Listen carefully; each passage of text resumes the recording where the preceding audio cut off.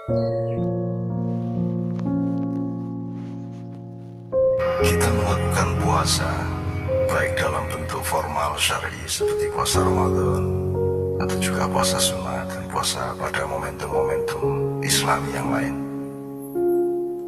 Atau juga barangkali kita melakukan puasa-puasa dalam bentuk jenis konteks waktu dan ruang yang ijtihadiyah, artinya sesuatu jenis puasa yang kita hikmai untuk memperkaya batin kita di luar syariat. Itu sumbernya dua. Yang pertama dari Allah, yaitu merupakan perintah melalui para nabi, dan itu tidak hanya dimulai ketika Rasulullah SAW, tapi sudah jauh sebelumnya nabi-nabi sejak awal juga sudah mendapatkan perintah puasa.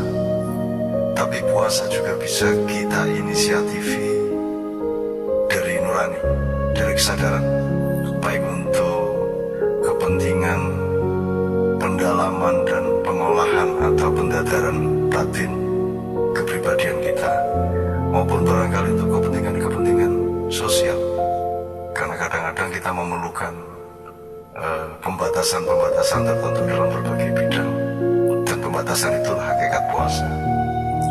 Nah, jadi di samping kita melakukan puasa sebagai kepatuhan kepada perintah Allah SWT, sesungguhnya pada 11 bulan sesudah Ramadan itu diseyogiakan.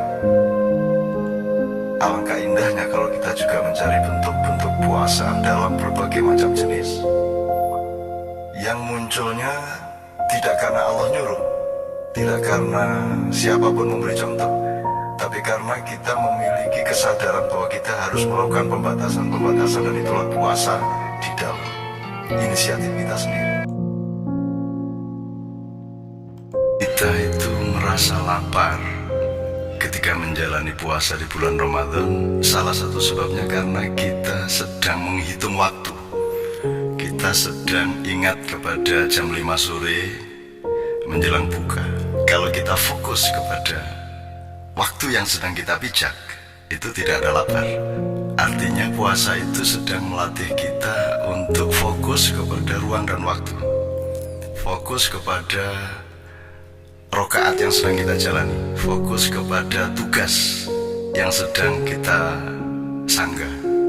Kebanyakan orang memang pikirannya, hatinya, dan kakinya itu tidak menyatu.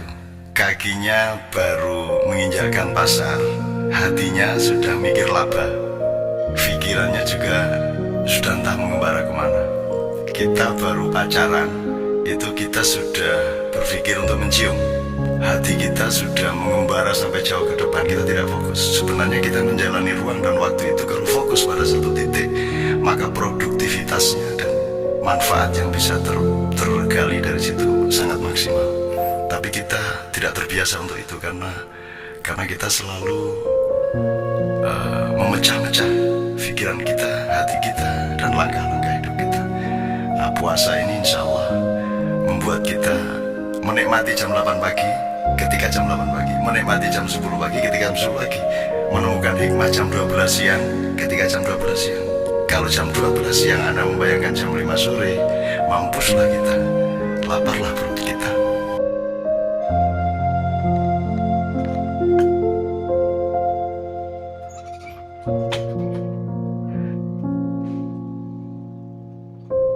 Kita semua pasti pernah mendengar kata pendekar atau kependekaan. Itu berasal dari dunia persilatan, dunia bela diri, dunia gerak badan, dunia pengolahan jasad, tapi juga terkait dialektis dengan pengolahan batin. Tanda seorang pendekar adalah bahwa dia menguasai bagaimana kaki, tangan, dan seluruh anggota badan pada momentum yang diperlukan dibengkokkan, digerakkan, atau dilemparkan, atau dipukulkan, atau ditangkiskan, dan lain sebagainya pada disiplin sudut tertentu, kemiringan berapa, jangkauannya seberapa, komposisi antara antara tangan lengan dengan bagian depan tangan atau pangkal tangan itu tertentu komposisinya, termasuk dengan disiplin dari seluruh kuda-kuda, dari komprehensi seluruh badan. Jadi pendekar adalah orang yang mengerti batas-batas, miringnya seberapa, tegaknya seberapa, kapan dia tegak, kapan sebuah tangan dilemparkan, kapan kaki dikokohkan, dan lain sebagainya. Itu semua adalah disiplin puasa. So kalau saya atau anak kecil itu kalau bergerak itu karena menuruti keinginan untuk bergerak, sehingga tidak mengerti batas-batasnya, sehingga tidak memiliki akurasi ilmu silat. Jadi sebenarnya ilmu silat dan kependekaran itu nomor satu yang paling utama pada dia adalah ilmu puasa, yaitu ilmu batas-batas. Justru dengan batas itu dia memiliki efektivitas dan akurasi.